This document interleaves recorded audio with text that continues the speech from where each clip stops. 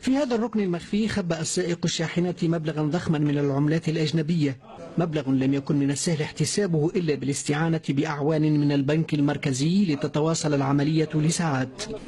تم إيقاف الشحنة هذه عن طريق وحدات شرطة المرور، وبتفتيشها تم العثور على مبلغ مالي هام من العملة الصعبة. المبلغ هذا كان مخبي بإحكام داخل الكابين بتاع الشحنة هذه، عامل دوب الكابين ما بين الكابين والكابين الثانية تم العثور على المبلغ هذا.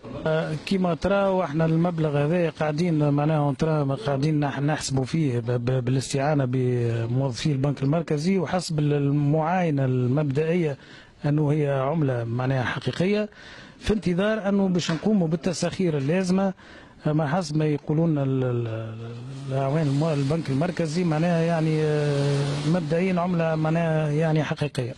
هذه العملية تمت صباح اليوم على مستوى مدينة المحرس، وتأتي في إطار مكافحة التهريب، وهي ليست الأولى وإن كانت الأضخم.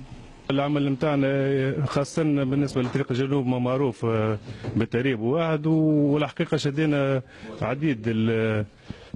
عديد العمليات، اما بالكميه هذه معناتها الكبيره نتاع المبلغ نتاع العمله الاجنبيه اول مره نشدوه. ان شاء الله من بعد البحث مازال متواصل في خصوص منين جايه الكميه هذه وين ماشى المبالغ هذه، كل مازال التحري والبحث.